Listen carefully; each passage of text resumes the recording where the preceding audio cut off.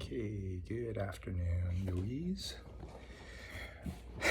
Always a funny karma when I record, because I don't record myself very much.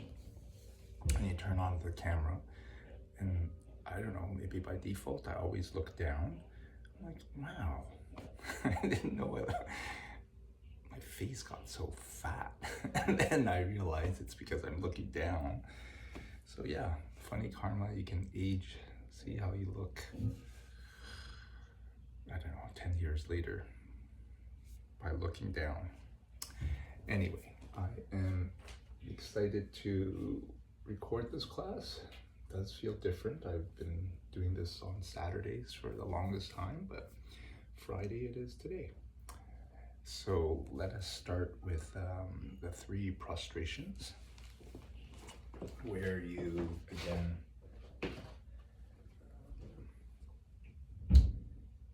think of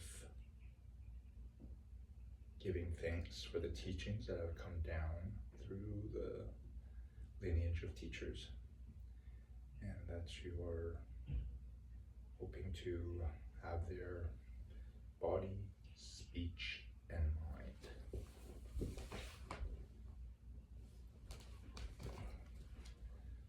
Body, speech, and mind.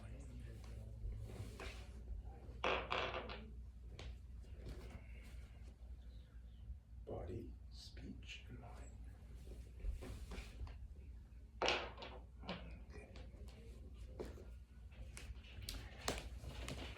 And hopefully audio won't pick up any screaming. My sister-in-law is coming over, and I usually thought today would be a good day, as she's not in, but she's coming. So if you hear some loud screaming, that's her.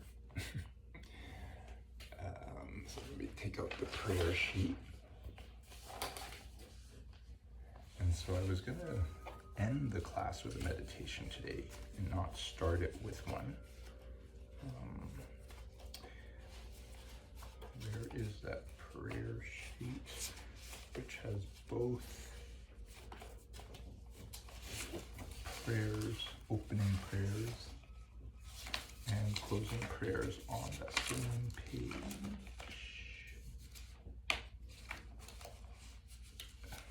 Which makes it easy so I can hold it up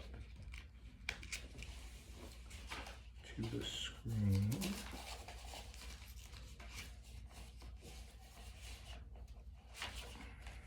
Okay, I guess it is not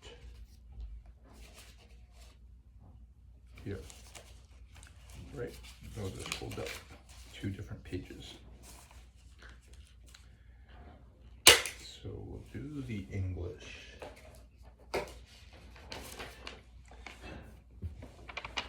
As it's a nice way for you to remember what we're saying, that we are intending to reach enlightenment for the sake of all living beings. All right.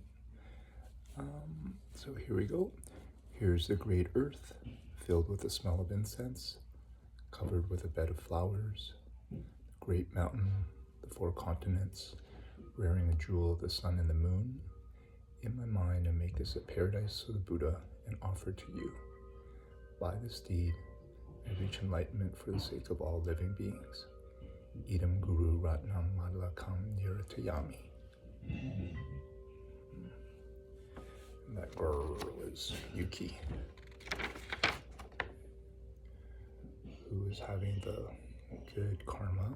Here, let me have her say hi. They say of hearing the Dharma. If your animal hears the Dharma, they do have a chance of being reborn as a human next life. Okay, so refuge. A good reminder that we are saying this 3 times in hopes that the teachings will change our mind stream and our actions, and so that we won't be reborn in one of the three lower realms. Alright. So we say that 3 times. I go for refuge to the Buddha, the Dharma, and the Sangha until I achieve enlightenment. By the goodness of giving and the rest, may I reach enlightenment for the sake of all living beings. I go for refuge to the Buddha, Dharma, and Sangha until I achieve enlightenment. By goodness of the power of the goodness I do in giving and the rest, may I reach Buddhahood for the sake of every living being. I go for refuge to the Buddha, Dharma, and Sangha until I achieve enlightenment. By the power of the goodness that I do in giving and the rest, may I reach Buddhahood for the sake of every living being. Sorry if that wasn't centered completely. Okay, so meditation. So what are we learning about today? Well, today's class shouldn't be too long. It is the topic is 6 conditions for meditation.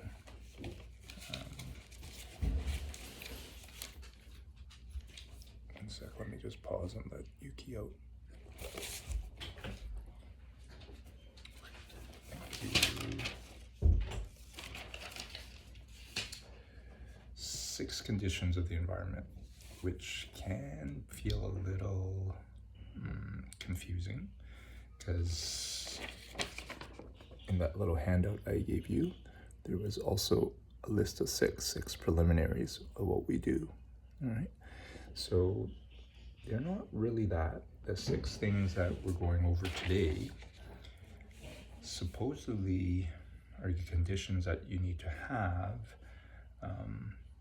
in retreat. So to do, meditation, when you meditate in retreat. Though when I actually first heard this, I really thought, well, these are the things that you need to do outside of meditation to have meditation work. So, and I think they apply in that way too. So kind of consider both. But when I heard it again, read it again, it did seem some things were specifically about meditation in retreat. So why might you want to meditate, go on retreat? Well, they say to reach shamatha, to reach the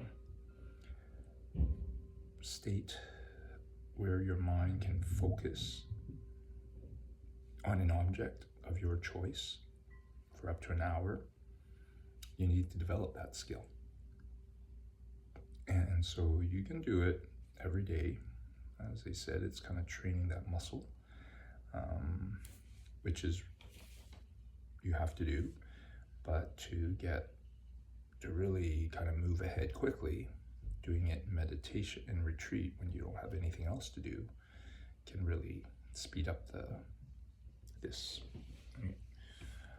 According to this teacher, being in retreat for 6 months and following these 6 conditions and practicing like 6 to 8 hours a day can help you get there. Right? So I don't know whether some of you have heard, but Geshe Michael Roach, when he wrote the book The Diamond Cutter, he wrote it while he was teaching these courses in New York. And when he finished teaching those 18 courses, he went into retreat for 3 years, 3 months, 3 weeks, and 3 days. It just blows my mind. I mean, if you think of things that you can do in this lifetime that are seriously awe-inspiring. I know someone just did a marathon, which I am also in awe of, but having been in retreat Now the longest for me has only been 14, 15 days. Just to imagine 3. Yeah. So, but they did, and they actually did it with a bunch of people in the desert in Phoenix. And with their retreat, they lived separately in their little yurts, apart from each other, didn't talk to anybody. They had practices to do throughout the day. They didn't come out of retreat. It's not like they, do 6 months, come out for a weekend or even a day and go back in. But they do have help. They do have assistants that bring them their food every day. That they can kind of communicate some basic things through notes, which are supposedly only for important things. So, but I wanted to share this kind of quote. I might have shared before, but that my teacher shared on our last retreat. That it was just like a 2-day retreat.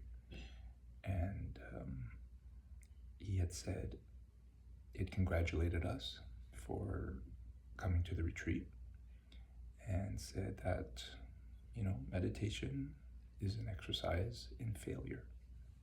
Meditation is an exercise in failure. That, I don't know if I shared that as one of the reasons why people don't do it, but basically I can say that is true. And maybe it's not,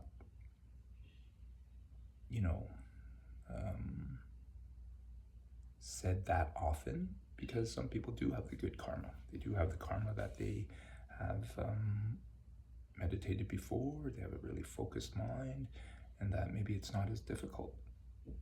But I would say for me, for people I've seen, I've known, it isn't easy.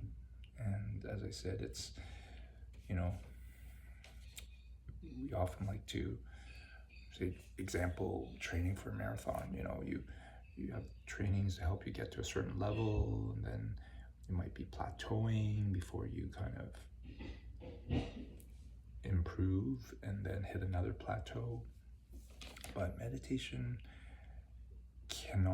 doesn't always continue on this increasing level, in my experience. That you could be making progress and then suddenly feel like, just a complete beginner again. And sometimes I related it to things happening in my life. Sometimes I was really busy, I was a bit tired, but sometimes I'd be like, doing all the prep stuff. I would even do a breathing exercise before, or do yoga before my meditations, and I just couldn't bring my focus back to the object. And what I have learned over time is to be okay with that. Because one of the obstacles for meditation is just beating yourself up, having these expectations that you're going to do better and better and improve. And I almost am kind of like, okay, it's fine if I can't focus today, if I start thinking about something else, as much as I keep trying to come back. That has been something that I've learned to accept failure. So anyway, I wanted to share that, just you're feeling the same.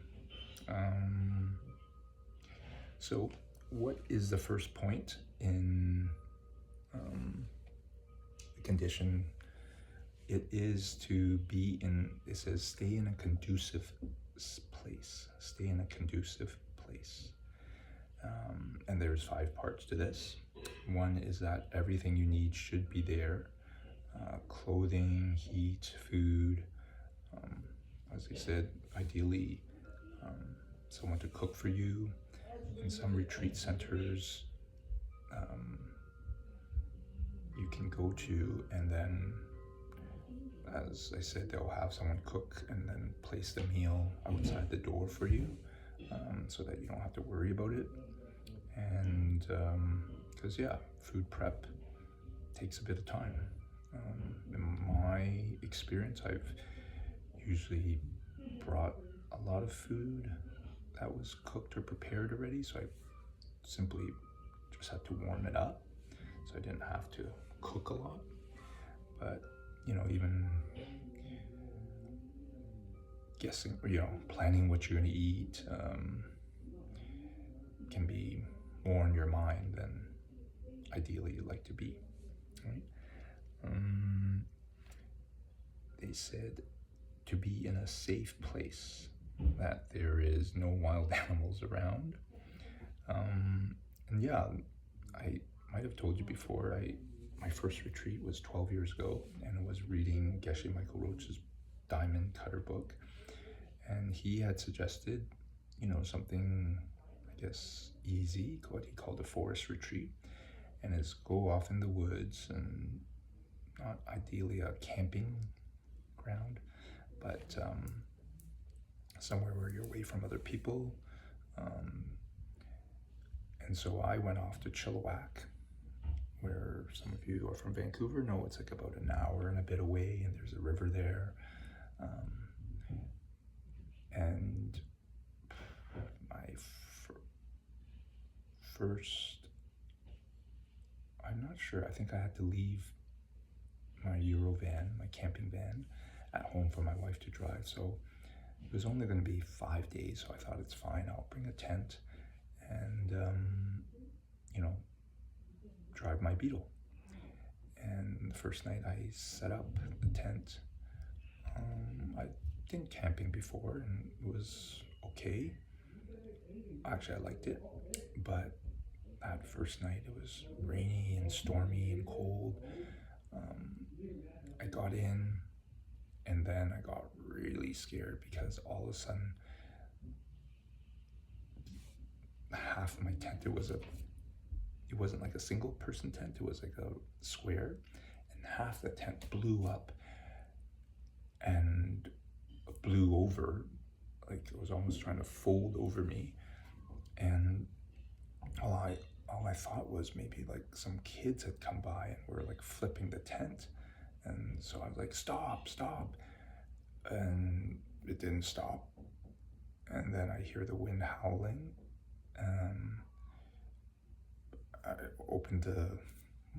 I still thought it was some kids, and I opened the zipper, and then I see it's just blowing crazy. The wind's, it's pouring. And then there's no kids blowing, it's the wind, but the rain cover had blown off and rain had come into the tent. So it was just a horrible sleep. Blanket was wet, I had to find, and the Beetle isn't one that I can even, I flatten the front seat, I can't really sleep in. And I think the next 4 days it was still rainy. Luckily there were some patches of sun where then I hung the blanket and the sleeping bag out. But it was, I can still remember now, it was like a tough retreat. So when it says safe place, C is good environment, not too hot, cold, too noisy, won't get sick. I definitely know the importance of that, because it was pretty difficult to meditate when you're all those things. Too hot, too cold, too noisy, too wet. They say fourth is whoever is helping you on this retreat shares similar values, has good morality, and supportive, which makes sense. But the people who've done really long retreats will say that even though you don't speak to your assistant, or the ones in the 3-year retreat, even though the yurts are apart and you don't need to see each other, they got to be so sensitive that they could sense each other, and they reported when one retreatant was sick and had to be taken away. The other ones didn't know what happened, but they felt someone was missing, and they felt them being unwell. So, last one is having goodness, and that's just the term they use, meaning not to have a lot of people around and noises around.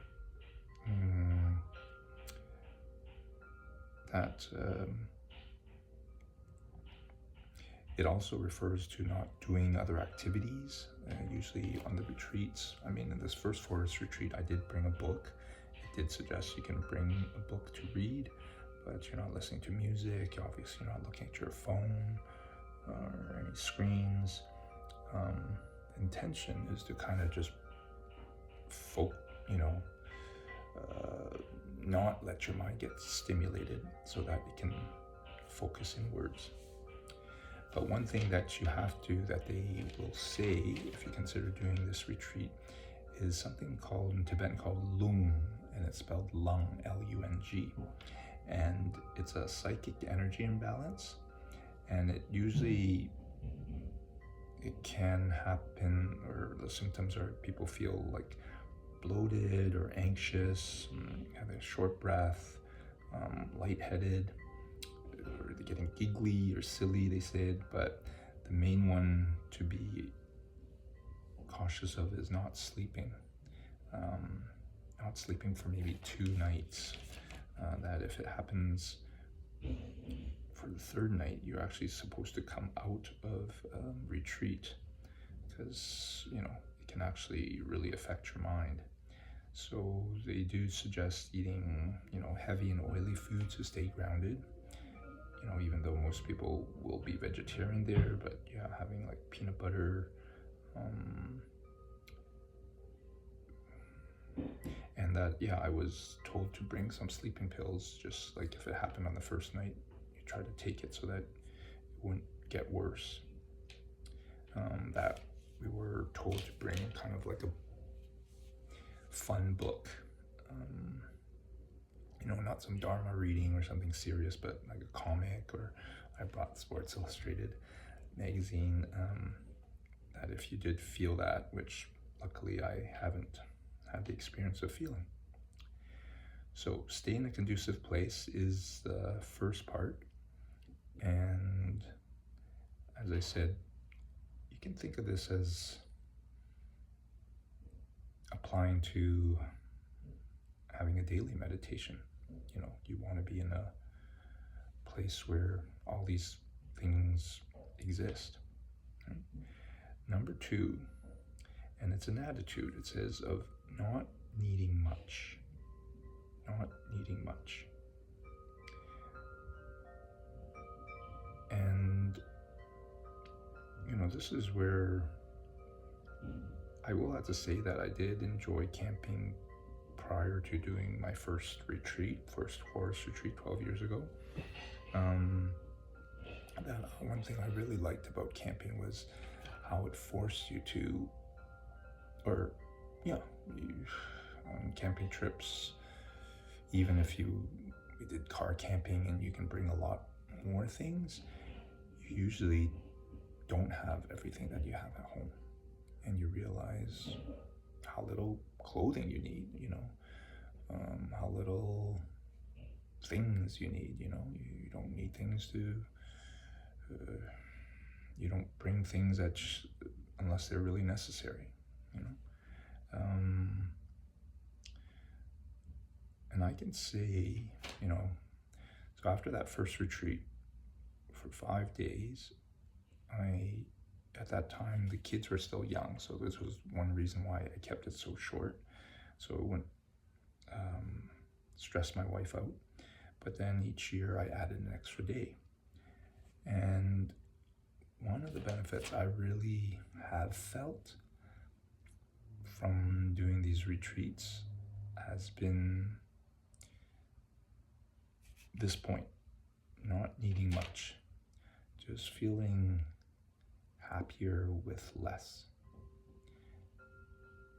I don't think I was like a materialist person anyway in the past, but just realizing,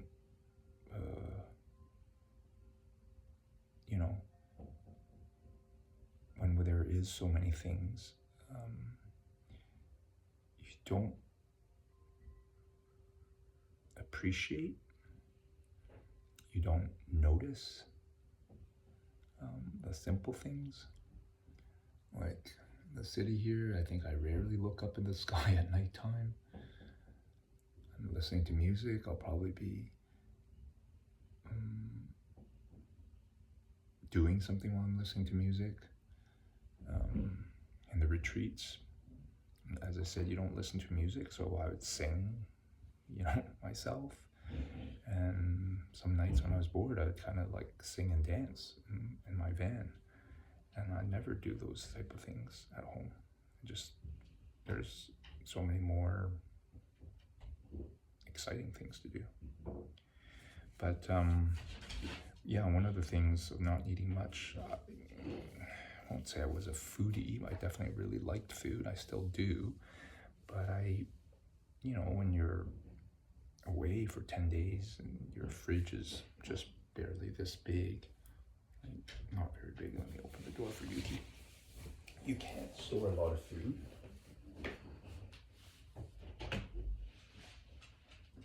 You're not supposed to bring a lot of sweets because that will dampen your energy. So, can't bring a lot of fresh vegetables. I learned certain things like carrots last a long time. Grapes last a long time, funny enough, without needing refrigeration. And then, so when you're there and there's nothing else to eat and you're hungry, just eating a plain carrot tastes really good. Or you actually focus and enjoy what you eat. So I found that I could eat simpler and simpler, and then now as I come back, I have this reputation at home of eating bland baby food, and on one hand I kind of go, oh yeah, it's healthy, but I don't seem to have that kind of like feeling that the food sucks, which is great. Yeah. So what is the third item? Third condition? That one is, it's similar. The attitude of being satisfied with whatever you get. Now this would apply in a retreat where, an assistant might bring you food. You don't usually make a selection. You don't get to choose. Maybe beforehand you probably gave things that you're allergic to, you don't like. I know commonly they'll have less garlic, leeks, and onions because those can stimulate, they say, desire. But you definitely aren't like at a hotel with a breakfast card where you check off what you like and then you slide it for your assistant. You get what you get. I'd say I'd apply this to the weather. It's definitely nice to, be out in nature with the sun, but sometimes it is raining and sometimes it's cold. I mean, actually a lot of times, even when I would be doing the retreat at the tail end of the summer, in September, I'd have to wear gloves and a hat sometimes in the middle of the night because it was cold even in my van. So being satisfied with whatever you get, I found, that you can do so much with pen and paper, because usually you're allowed to bring that to journal so that you don't kind of go zonko between the meditations. And I've obviously wrote a lot in the journal, but I started writing stories. I remember coming up with a comedy sketch, like business ideas, things that I would do to help others. And it just, again, things that I could do here, but don't seem to, like on a weekend, though my schedule isn't packed to the rim,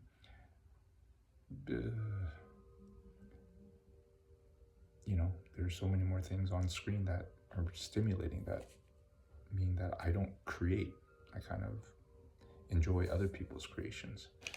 But I really like how when I get out there, then with nothing else to entertain myself, I have to create my own.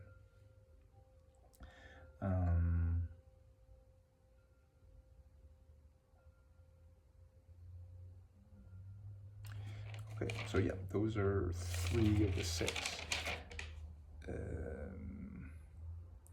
Number 4, giving up doing a lot of things. So this was one of the things that I really thought applied to like life,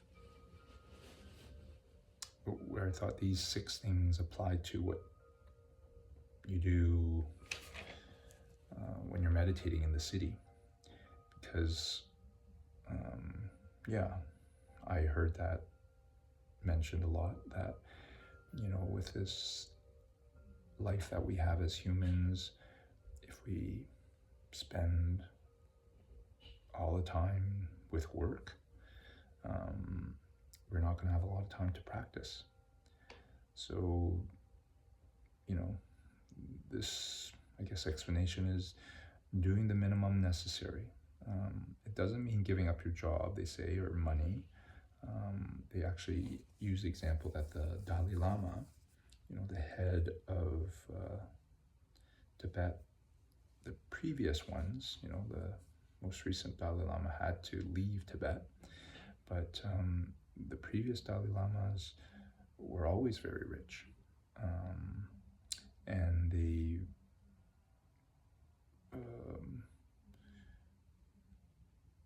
would have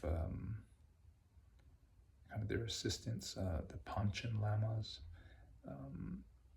and that because they were so rich, they were kind of the leaders of the country, and they had to do the administrative duties of running a country. They said the Panchen Lamas, their assistants, were like politicians. But, I guess what they're saying is that, they would make time for their duties, but probably do the minimum necessary.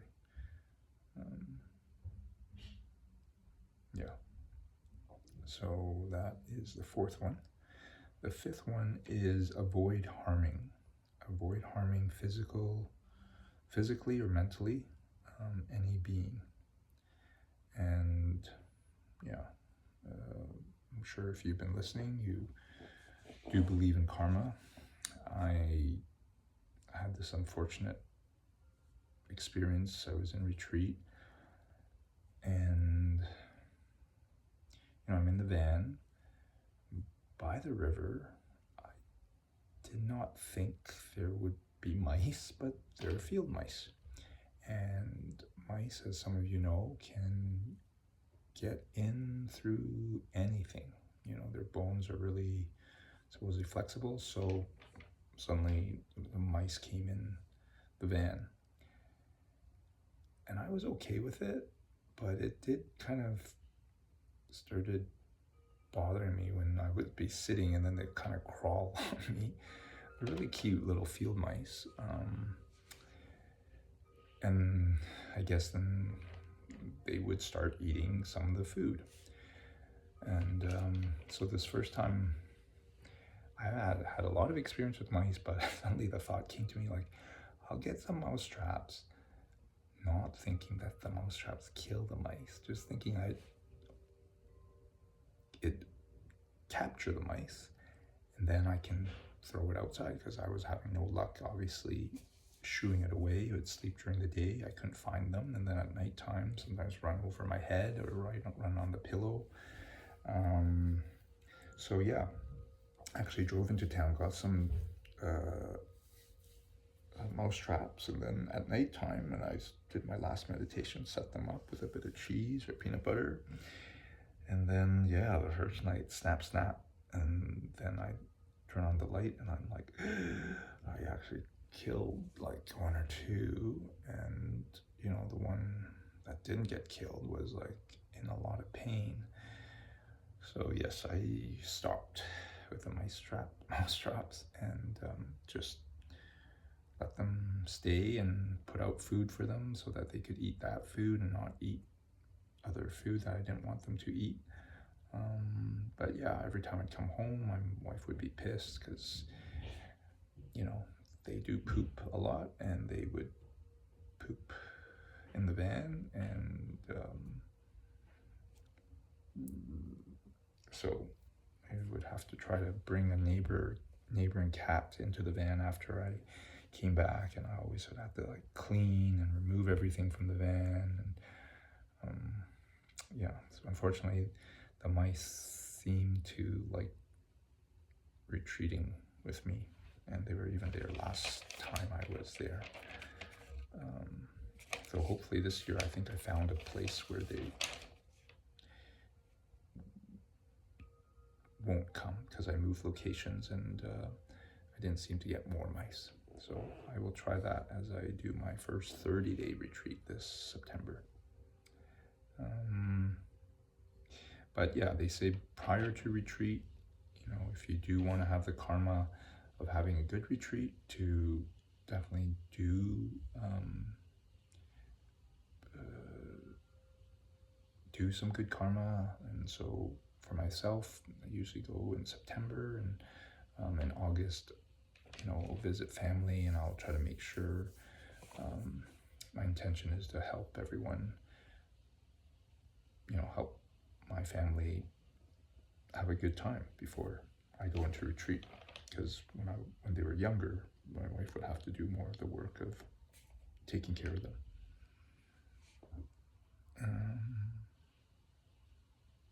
Okay. So the sixth one is getting rid of sense desires. Get rid of sense desires. And this one has two meanings. One doesn't necessarily mean, again, getting rid of pretty lady, they said, or a lot of money. It just means, one of them actually is to sit in the proper posture, which is actually, I think, the subject for the next class or the previous one. I'm kind of wondering how, yeah. Anyway, there's 8 things to check about your posture, and that if you did align your posture, you can actually then not focus on your 5 senses of seeing and hearing and smelling, tasting. Yep. But there is a second part, and that second part is reducing your desire for things in your life. Things that your senses are attracted to. And they say reducing that because some may be tempted to do misdeeds to get what you would like. Some of you might remember the 10 most common misdeeds: killing, stealing, sexual misconduct, lying, speech that divides people, speech that harmful speech, busy talk, which is kind of like gossiping, coveting, wishing others ill will, and the wrong view, just not believing in karma and emptiness. So those 10 common misdeeds might be things that you may do to get what you want.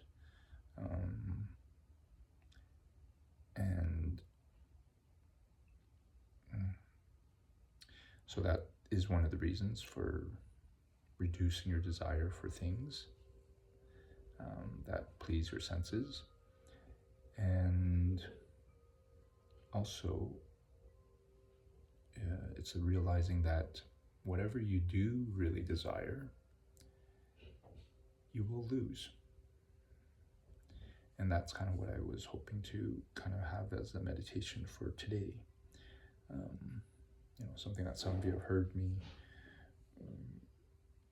talk about before, the coming back to, Buddha saying that life is suffering.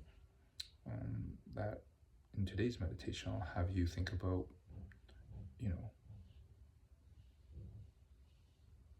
why that is.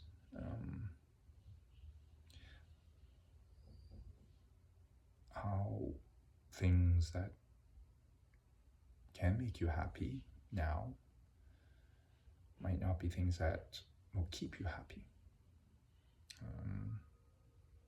How you can also think about whether they really are the things that are making you happy, or again, is it your karma?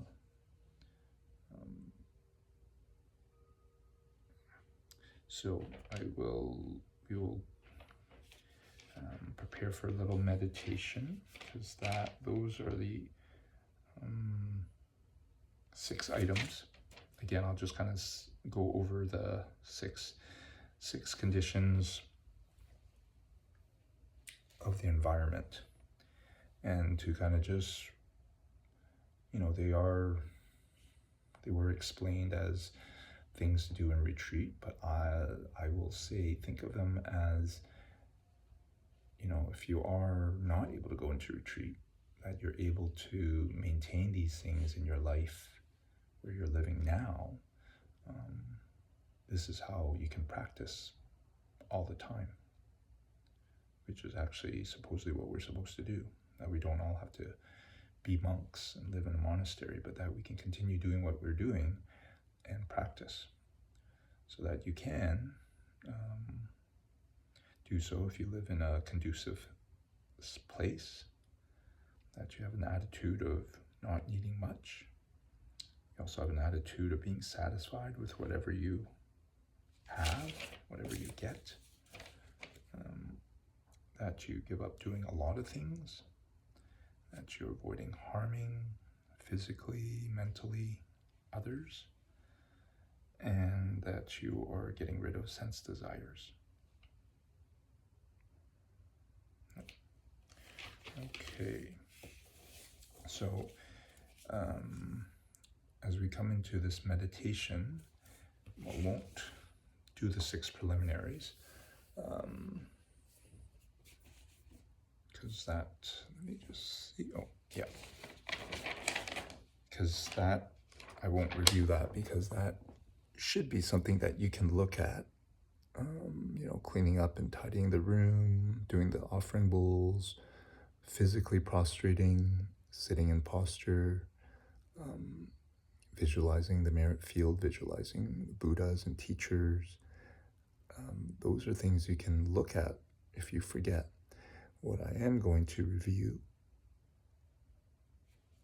before you focus on that object of meditation, is these 7 ingredients. That we will do a mental prostration, mental offering, do a confession, rejoicing, requesting teachings, from their teachers requesting them to stay and dedicate.